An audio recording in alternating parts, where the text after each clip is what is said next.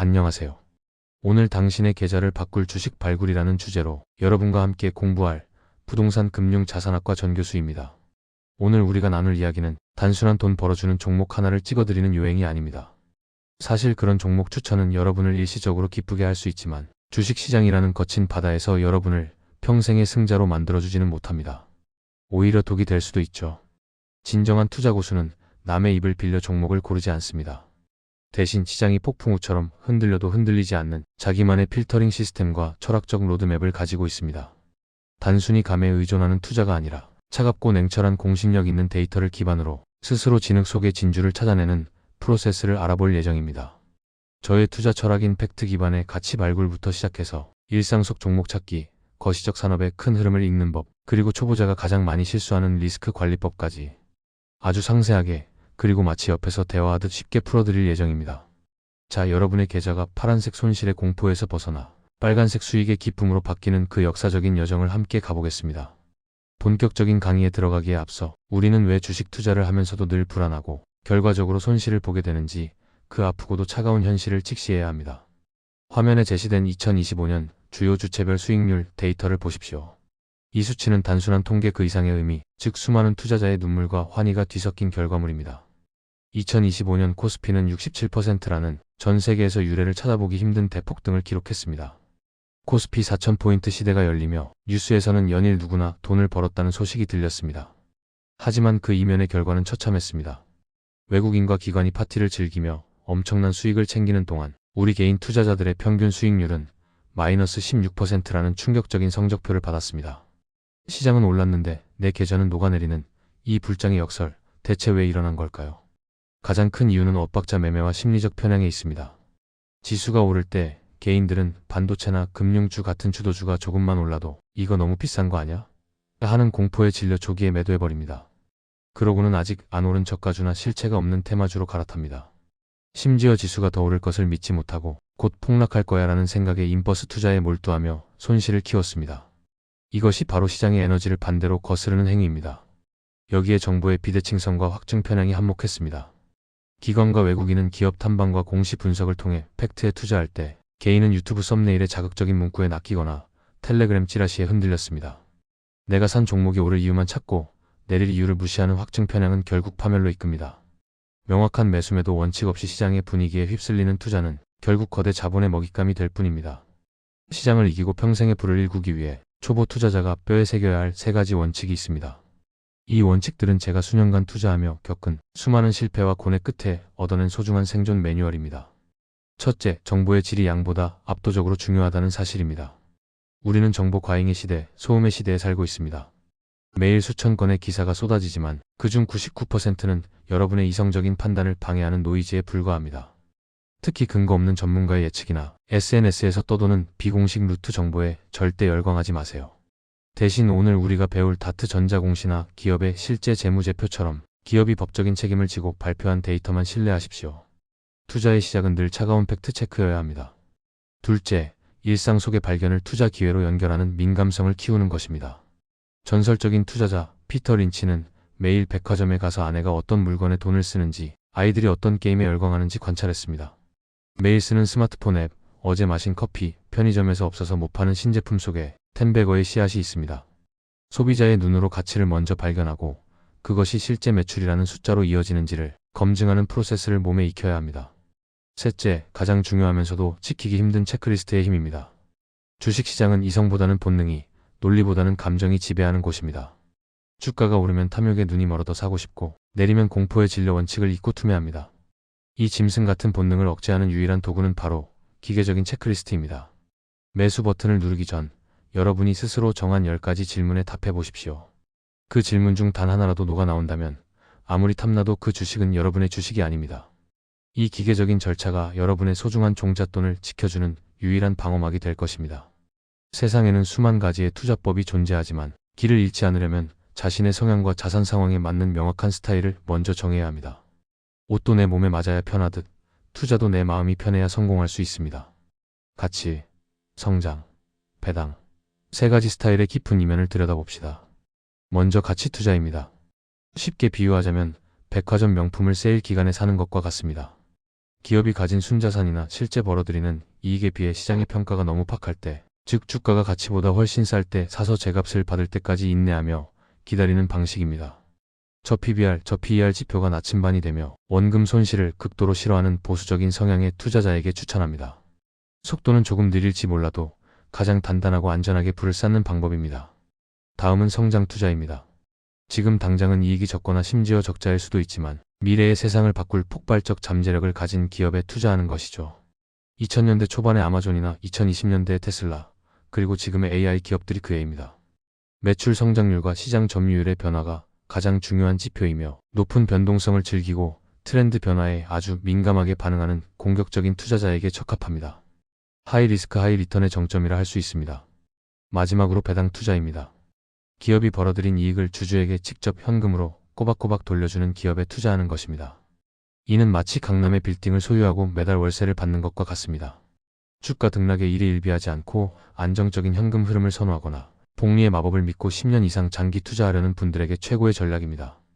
특히 2025년과 2026년은 정부 정책에 힘입어 배당 투자의 황금기가 될 것으로 보입니다. 가치 투자를 관통하는 단 하나의 단어를 꼽으라면 그것은 바로 안전마진입니다. 화면의 도표를 유심히 봐주십시오. 기업의 본질적인 가치와 현재 시장 가격 사이에 벌어진 틈이 보이시나요? 이 격차가 크면 클수록 여러분의 투자는 견고해집니다. 시장 전체가 공포에 질려 흔들려도 기업의 펀더멘털이 탄탄하다면 가격은 결국 자석처럼 가치를 향해 회귀하기 때문입니다. 특히 2025년은 한국 증시의 만성적인 저평가 현상인 코리아 디스카운트를 타파하기 위한 정부의 밸류업 프로그램이 대대적으로 시행된 해였습니다. 우리는 여기서 세 가지 마법의 지표에 주목해야 합니다. 첫째, PBR 1.0배 미만입니다. 이는 회사의 모든 자산을 당장 처분해도 현재 주가보다 많은 돈이 남는다는 뜻입니다. 망해도 본전 이상이라는 강력한 지지선이죠. 둘째, PER 10배 미만입니다. 벌어들이는 이익에 비해 몸값이 너무 가볍다는 것입니다.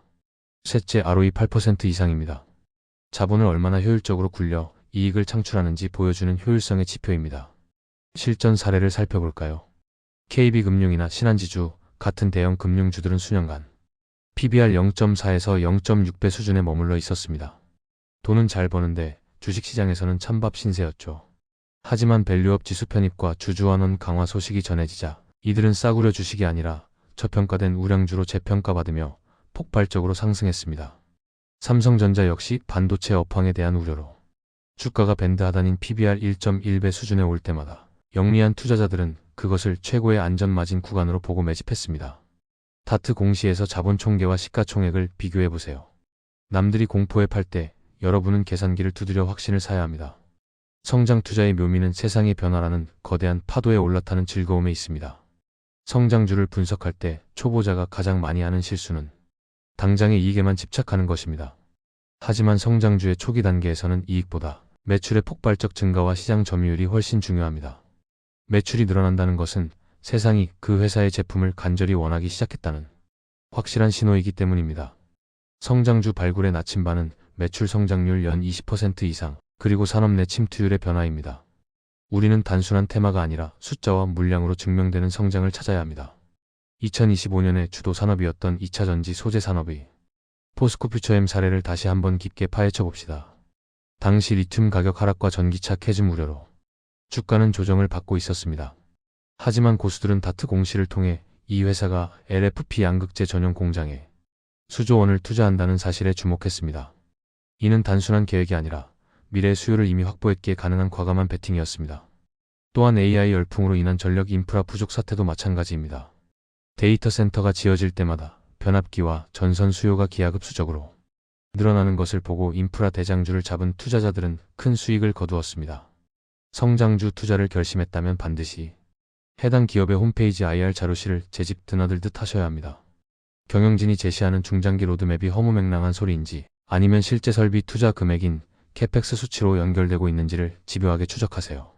기업이 자기들의 생존을 걸고 공장을 짓고 있다면 그것은 여러분이 가져야 할 확신의 가장 강력한 근거가 됩니다.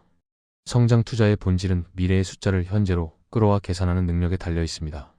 배당 투자는 주식 투자를 단순히 사고 파는 시세 차익 게임에서 지속 가능한 비즈니스 소유로 개념을 바꾸는 행위입니다. 주가가 오르든 내리든 매 분기 혹은 매년 내 통장에 꽂히는 배당금은 투자자에게 강철 같은 심리적 요새를 제공합니다.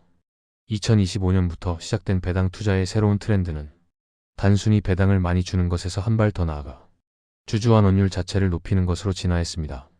우리는 여기서 배당 성장이라는 개념에 주목해야 합니다. 지금 당장의 수익률이 4%라도 매년 배당금을 10%씩 올려준다면 10년 후 여러분의 원금 대비 배당 수익률은 상상을 초월하게 될 것입니다. KTNG나 SK텔레콤 같은 전통의 강자들을 보세요. 이들은 경기에 상관없이 꾸준한 현금을 벌어들이고 이를 주주와 나눕니다.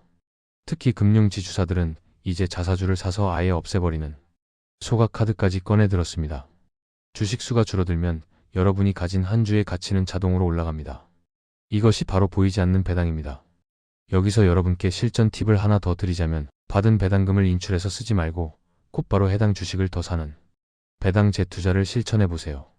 눈덩이가 처음에는 천천히 구르지만 어느 순간 가속도가 붙어 거대해지는 스노우볼 효과를 직접 경험하시게 될 겁니다. 한국거래소 배당 정보 포털을 수시로 확인하며 기업이 주주를 동업자로 대우하는지 아니면 들러리로 생각하는지를 늘 감시하고 선별하십시오. 이제 실전 종목 발굴법, 그 첫 번째인 일상생활 관찰법을 현미경으로 들여다보듯 깊이 있게 다뤄보겠습니다. 피터 린치는 의사들은 의료 장비 주식보다 자기가 매일 즐겨 마시는 콜라 주식에서 더 큰 수익을 낸다고 했습니다. 자신이 매일 경험하고 소비하는 분야가 전문가의 영역보다 훨씬 더 빠르고 정확한 정보를 주기 때문입니다. 이 관찰법은 다음의 4단계로 아주 정교하게 실행되어야 합니다. 첫째, 초정밀 관찰입니다. 단순히 뉴스를 보는 게 아닙니다. 요즘 내 친구들이 카카오톡보다 더 오래 머무는 앱은 무엇인지, 우리 아이가 사달라고 졸라대서 대형마트를 3군데나 돌아도 못 구한 장난감은 무엇인지 리스트를 만드세요. 둘째, 가설 수립입니다. 이 앱에 사람이 몰리면 서버 비용이 늘어날 테니 클라우드 회사가 돈을 벌까? 아니면 광고 수익을 얻는 이 앱 회사가 돈을 벌까? 라고 질문의 층위를 높여보는 것입니다. 셋째, 냉철한 검증입니다. 이 단계가 가장 중요합니다. 인기가 많다고 해서 무조건 주가가 오르지는 않습니다. 그 제품이나 서비스가 기업 전체 매출에서 차지하는 비중을 확인해야 합니다. 만약 대박난 과자가 그 기업 매출의 0.5%밖에 안 된다면 그것은 주가에 큰 영향을 주지 못합니다. 넷째, 구조적 변화 판단입니다. 이것이 반짝하는 유행기인지 아니면 우리 세대의 소비 습관을 영구히 바꾸는 메가 트렌드인지 구분해야 합니다. 실제로 편의점의 PB 상품 열풍을 보고 유통대장주인 BGF 리테일을 전 세계적인 K푸드 열풍 속에서 김이나 냉동 김밥의 수출 데이터를 보고 식품 대장주를 발굴하는 과정이 바로 이것입니다. 여러분의 장바구니에 담긴 물건 하나하나가 주식시장의 보물지도라는 사실을 잊지 마십시오. 두 번째 방법은 쏟아지는 뉴스를 단순한 소식이 아닌 돈의 흐름으로 재해석하는 기술입니다. 대부분의 개인 투자자들은 뉴스를 보고 따라 사다가 손실을 보고 나죠. 그것은 뉴스의 이면을 보지 못하고 표면적인 텍스트만 소비했기 때문입니다. 주식의 고수는 뉴스를 해석하고 예측합니다. 2025년을 뒤흔든 AI 초거대 사이클 뉴스를 예로 들어보겠습니다. 뉴스에서 빅테크 기업들이 AI 데이터 센터에 수천조 원을 투자한다는 소식이 나오면 여러분은 연상작용의 체인을 가동해야 합니다. 데이터 센터가 늘어나면 전기 소모가 엄청나겠네. 그럼 변압기 수주가 늘어나겠구나. 변압기를 만들려면 구리가 많이 필요할 텐데 구리 가격이 오르겠네. 이렇게 사고의 깊이를 더해가면 남들이 반도체 주식만 볼 때 여러분은 전력 설비주나 원자재 관련주에서 숨은 진주를 찾을 수 있습니다. 여기서 우리가 절대 잊지 말아야 할 주의점은 뉴스의 유통기한과 선반영의 개념입니다. 이미 모든 매체에 도배되고 동네 어르신들도 아는 뉴스는 주가에 이미 반영되었을 가능성이 99%입니다. 우리는 뉴스 뒤에 숨은 실질적인 수혜 혹은 그 뉴스로 인해 피해를 입는 쪽이 어디인지 입체적으로 분석해야 합니다. 뉴스의 팩트를 확인했다면 반드시 다트의 수주 공시나 실적 리포트로 그 숫자가 실제로 찍히고 있는지 크로스 체크하십시오. 소음 속에서 신호를 찾아내는 능력, 그것이 바로 수익률의 격차를 만듭니다.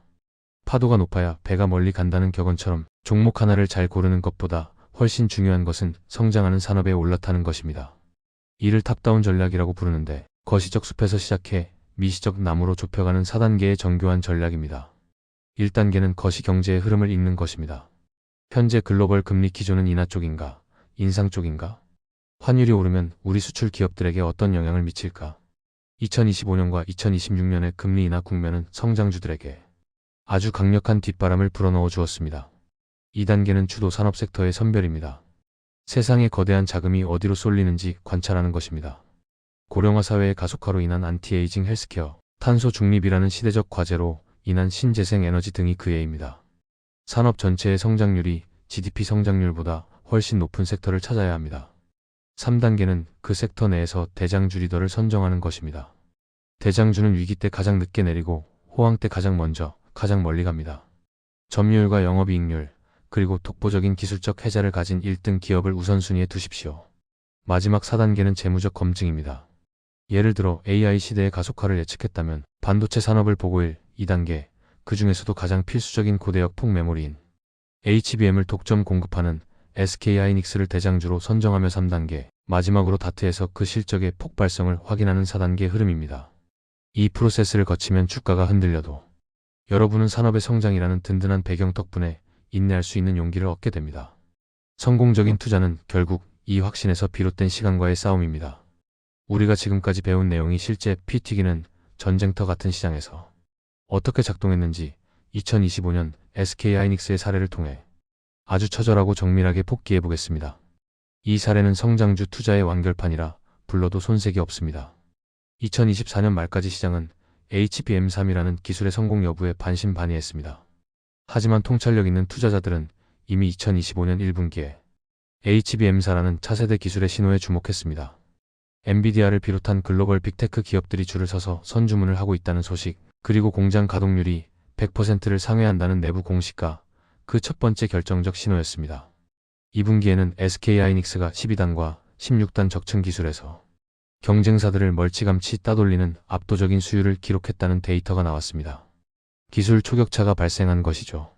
이때 주가는 전고점을 돌파하며 날아오르기 시작했습니다. 그리고 운명의 3분기 이제는 거품이다, 고점이 달하는 회의론이 팽배할 때 역대 최대 실적이 발표됩니다. 분기 영업이익 11.3조 원, 영업이익률 46%. 제조업에서 어떻게 이런 수익률이 나올 수 있는지 모두가 경악했습니다. 숫자가 모든 의심을 잠재운 순간이었습니다. 여기서 우리가 가슴에 새겨야 할 교훈은 명확합니다. 첫째, 주가는 결국 실적의 함수라는 진리입니다.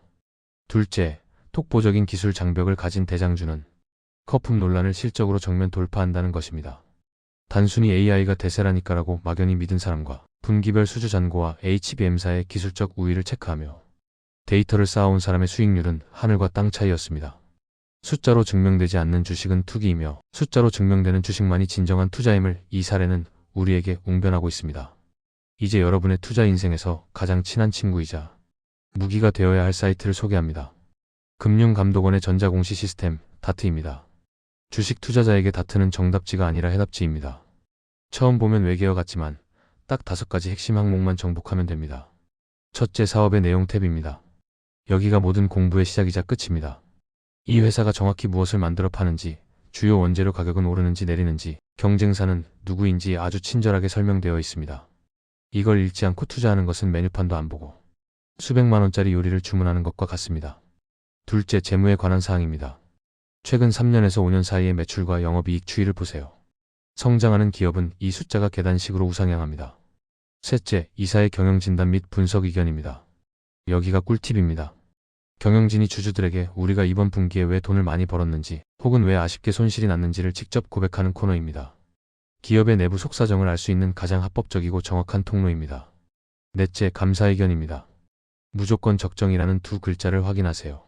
한정, 의견 거절 같은 단어가 보이면 그 즉시 창을 닫고 그 종목은 여러분의 기억 속에서 지워버리십시오. 다섯째, 투자자 보호 항목입니다. 회사가 휘말린 소송이나 갚아야 할 우발 채무, 최대 주주의 지분, 담보대출 현황 등이 담겨 있습니다. 다트는 단순히 지식을 주는 곳이 아니라 기업의 정직함을 테스트하는 곳입니다. 매수 버튼을 누르기 전 10분만 투자해서 이 5가지를 확인하는 습관, 그것이 상장 폐지라는 비극을 막아주는 여러분의 유일한 구명조끼입니다. 2025년은 대한민국 배당 투자 역사의 획을 그은 해였습니다. 가장 혁신적인 변화는 배당금이 얼마인지 먼저 확인하고 나서 그 주식을 살지 말지 결정할 수 있게 된 선 배당 확정 후 배당 기준일 제도의 안착입니다. 이제는 눈 가리고 투자하는 시대가 끝난 것이죠. 예전처럼 무조건 12월 말에만 주식을 들고 있어야 배당을 받는 고정관념에서 벗어나야 합니다. 이제는 기업마다 배당 기준일이 제각각입니다. 3월일 수도 4월일 수도 있죠. 그래서 다트 공시를 통해 배당 기준일 안내 공시를 반드시, 제발 반드시 확인해야 합니다.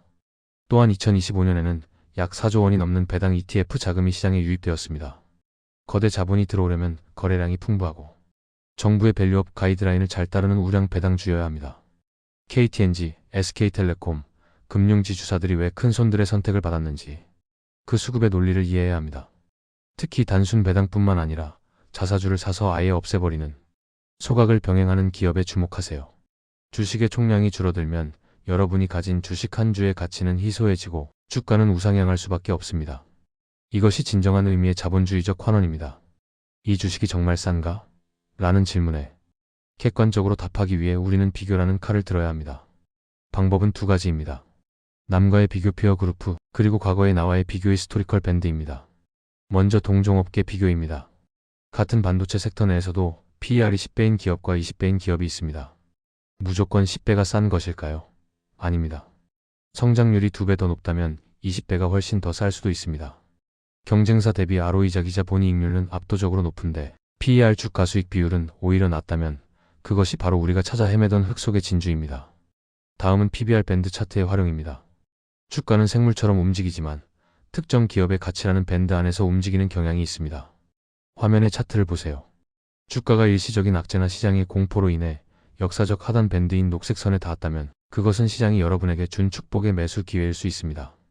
반대로 실적보다 기대감이 앞서 빨간색 상단 밴드를 뚫고 올라갔다면 탐욕을 경계하고 수익을 실현할 준비를 해야 하죠. 특히 글로벌 1등 기업과의 비교도 잊지 마세요. 현대차를 투자한다면 도요타의 밸류에이션과 삼성전자를 투자한다면 TSMC의 멀티플과 비교해 보십시오. 글로벌 시장에서 우리 기업이 얼마나 부당하게 저평가되어 있는지 혹은 거품이 끼어 있는지를 보는 안목이 생길 때 여러분의 수익은 글로벌 스탠다드가 됩니다. 네이버 금융의 동일 업종 비교 탭을 매일 열어보는 습관을 들이십시오. 주식시장은 결코 고립된 섬이 아닙니다. 매크로거시 경제라는 거대한 바다 위에 떠있는 배와 같죠. 2025년 5월 한국은행이 기준금리를 3.0%에서 2.5%로 인하하며 본격적인 금리 인하의 시대를 선언했습니다. 돈의 가격인 금리가 내려간다는 것은 자본의 흐름이 완전히 재편된다는 뜻입니다. 금리 인하의 가장 직접적인 수혜주는 성장주입니다. 미래의 불확실한 이익을 현재 가치로 환산할 때 적용하는 할인율이 낮아지기 때문이죠. 특히 막대한 시설 투자비가 들어 부채가 많은 반도체나 2차전지 기업들은 이자 비용이 줄어들며 재무 구조가 개선되는 효과를 봅니다. 바이오 섹터 역시 임상시험에 드는 막대한 자금 조달이 쉬워지며 투자 심리가 살아나게 됩니다. 하지만 동전의 뒷면처럼 주의해야 할 곳도 있습니다. 바로 은행과 보험사입니다. 금리가 내려가면 예금과 대출의 차이인 예대마진이 축소되어 수익성이 둔화될 우려가 있습니다. 물론 밸류업 정책이라는 변수가 이를 방어할 수 있겠지만 순수하게 금리만 놓고 보면 불리한 환경입니다. 금리 인하는 시장에 유동성을 공급하여 전체적인 지수를 끌어올리는 유동성 장세의 신호탄입니다. 이 거대한 파도가 밀려올 때 어떤 배가 가장 높이 가장 멀리 뜰지 여러분은 성장주라는 돛을 미리 점검해 두셔야 합니다. 현금을 들고 있는 것보다 자산을 들고 있는 것이 유리한 시대입니다. 많은 투자자가 종목의 화려한 장밋빛 미래에만 눈이 멀어 그 발밑에 파놓은 깊은 구덩이를 보지 못합니다. 제가 지금부터 말씀드리는 4가지 위험 신호는 만약 여러분이 가진 종목에서 하나라도 발견된다면 뒤도 돌아보지 말고 도망쳐야 할 긴급 탈출 신호들입니다. 첫째, 잦은 자본 조달과 지분 희석입니다. 기업이 스스로 돈을 벌지 못해 주주들에게 손을 벌리는 제3자 배정 유상증자나 주식으로 바꿀 수 있는 비진 전환 사채 시비를 남발하는 경우입니다. 주식 수가 무한정 늘어나면 여러분이 가진 한 주의 가치는 종이 조각이 됩니다. 특히 운영자금이 부족해서 돈을 빌린다는 공시는 파산의 전조 증상일 수 있습니다. 둘째, 감사의견의 이상입니다. 회계법인이 기업의 장부를 믿을 수 없다고 말하는 한정이나 의견 거절은 주식시장에서의 사형 선고와 같습니다. 매년 3월 사업 보고서 시즌에 이 단어를 발견한다면 그 즉시 전량 매도해야 합니다. 셋째, 대주주 및 경영진의 부도덕성입니다. 최대 주주가 주식을 장내에서 팔아치우거나 대표이사가 1년에 3번씩 바뀌는 회사는 선장이 배를 버리고 도망가는 침몰하는 배와 같습니다. 넷째, 현금 흐름의 괴리입니다. 장부상 영업이익은 흑자인데 실제 현금 흐름표의 영업활동 현금 흐름은 마이너스인 경우입니다. 이는 매출 채권을 부풀린 가짜 이익, 즉 분식회계의 전형적인 징후입니다. 다트 검색창에 여러분의 종목을 치고 최근 2년치 공시 제목들만 훑어보세요. 전환사채, 최대주주 변경, 불성실 공시법인 같은 단어가 자주 등장한다면 그것은 여러분의 소중한 재산을 앗아갈 시한폭탄입니다. 수비가 되어야 공격도 의미가 있습니다. 좋은 식재료를 구하는 것만큼 중요한 것이 바로 요리하는 법입니다. 주식 투자에서 요리는 바로 포트폴리오 구성입니다. 아무리 좋은 종목도 한 종목에 모든 것을 걸었다가는 예상치 못한 단 하나의 악재의 인생이 흔들릴 수 있습니다. 여러분의 성향에 맞는 3가지 표준 모델을 제시합니다. 가치형 포트폴리오는 저평가된 우량 대형주를 핵심 코어로 70% 담고 실적이 개선되는 중소형주를 30% 섞습니다. 현금 비중을 늘 10에서 20% 유지하여 시장이 급락할 때 이를 기회로 활용하는 여유가 필요합니다. 성장형 포트폴리오는 주도 산업의 대장주 3-4개에 집중 투자하되 반드시 서로 다른 섹터로 분산해야 합니다. 변동성을 견뎌내기 위해 최소 5개 이상의 종목으로 나누는 것이 정석입니다. 배당형 포트폴리오는 매달 월세를 받는 느낌을 구현해야 합니다. 배당 기준일이 다른 종목들을 섞어서 1년 내내 현금이 들어오도록 세팅하고 받은 배당금을 다시 주식에 넣는 재투자 자동화가 성공의 열쇠입니다. 모든 포트폴리오에 적용되는 철칙은 비중의 상한선입니다. 아무리 확신이 들어도 한 종목이 전체 자산의 20%를 넘지 않게 관리하세요. 그래야만 여러분의 판단이 틀렸을 때 다시 일어설 수 있는 생존의 기회가 보장됩니다. 정기적으로 비중을 조절하는 리밸런싱은 투자의 잔가지를 쳐내는 아주 중요한 정원 관리 활동입니다. 투자의 세계는 논리보다는 유혹과 함정으로 가득 찬 정글과 같습니다. 특히 초보자일수록 남들은 다 벌었는데 나만 기회를 놓치는 것 아닌가 하는 불안감, 즉 포모 증후군에 빠지기 쉽습니다. 워렌 버핏은 주식시장은 인내심 없는 사람의 돈을 인내심 있는 사람에게 옮기는 도구라고 했습니다. 우리가 경계해야 할 첫 번째 함정은 테마주 추격 매수입니다.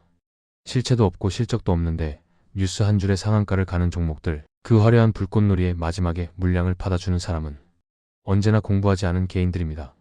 그들은 늘 이번에는 다르다고 외치지만 결과는 언제나 같았습니다. 둘째, 찌라시와 유료 리딩방입니다. 누군가 여러분에게만 몰래 알려주는 고급 정보라고요. 자본주의 세상에 공짜는 없습니다. 그 정보가 여러분의 귀에 들어왔을 때는 이미 시장 모든 사람이 아는 설거지 정보일 확률이 99%입니다. 셋째, 근거 없는 물타기입니다. 손실이 나면 이성적인 판단이 마비되고 평단가를 낮추고 싶어집니다. 하지만 기업의 펀더멘털이 붕괴되어 떨어지는 주식에 돈을 더 넣는 것은 깨진 항아리에 물을 붓는 것과 같습니다. 비자발적인 장기 투자자가 되는 지름길이죠. 성공적인 투자는 무엇을 하느냐보다 무엇을 안 하느냐에서 그 실력이 갈립니다. 조급함이라는 최악의 적을 친구로 만들고 시장의 소음으로부터 귀를 닫으십시오. 천천히 부자가 되려는 마음가짐이 역설적으로 여러분을 가장 빨리 부자로 만들어줄 것입니다. 자, 이제 모든 이론과 실전법을 익혔습니다. 하지만 매수 버튼을 누르기 직전 떨리는 손가락을 잠시 멈추고 스스로에게 이 7가지 질문을 던져보십시오. 이 질문들이 여러분을 감정적인 파멸에서 구해줄 마지막 생명줄입니다. 첫 번째, 나는 이 회사가 무엇으로 돈을 버는지 중학생 조카에게 3분 안에 설명할 수 있는가? 비즈니스 모델의 명확성. 두 번째, 최근 3년간 매출과 영업이익이 숫자로 성장하고 있는가? 실적의 역사성. 세 번째, 부채 비율이 낮고 현금이 충분해서 내일 당장 공황이 와도 망하지 않을 회사인가?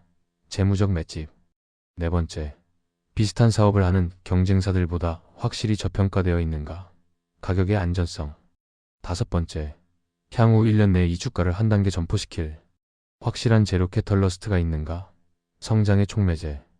여섯 번째, 만약 내일 당장 주가가 마이너스 30% 폭락한다면 나는 공포에 팔 것인가? 아니면 즐거운 마음으로 더 살 것인가? 확신의 강도. 일곱 번째, 나의 목표 수익률과 기계적인 손절 라인을 지금 이 순간 확정했는가? 출구 전략의 유무. 이 질문들 중 단 하나라도 머뭇거리거나 아니오라는 답이 나온다면 그 주식은 아직 여러분의 것이 아닙니다. 다시 다트로 돌아가고 다시 산업 리포트를 읽으십시오. 7가지 질문에 모두 자신 있게 예스를 외칠 수 있을 때 그때 비로소 여러분의 매수는 투기가 아닌 진정한 자산의 취득이 됩니다. 여러분의 확신은 남의 입이 아니라 여러분의 손가락 끝에서 나온 데이터에서 비롯되어야 합니다. 오늘 우리는 주식 투자의 기초부터 심층 발굴 프로세스까지 아주 긴 여정을 함께 완주했습니다. 오늘 배운 내용을 다시 한번 요약해 보겠습니다. 일상에서 아이디어를 포착하고 뉴스를 비판적으로 해석하며 탑다운 방식으로 유망산업을 선별한 뒤 다트 공시와 밸류에이션 지표로 차갑게 검증하는 이 일련의 프로세스. 처음에는 손에 익지 않아 힘들겠지만 딱 3종목만 이 방식으로 깊게 파보십시오. 그러면 세상이 다르게 보일 것입니다. 남들이 가격의 출렁임에 일희일비할 때 여러분은 가치의 견고함에 미소 지을 수 있을 것입니다.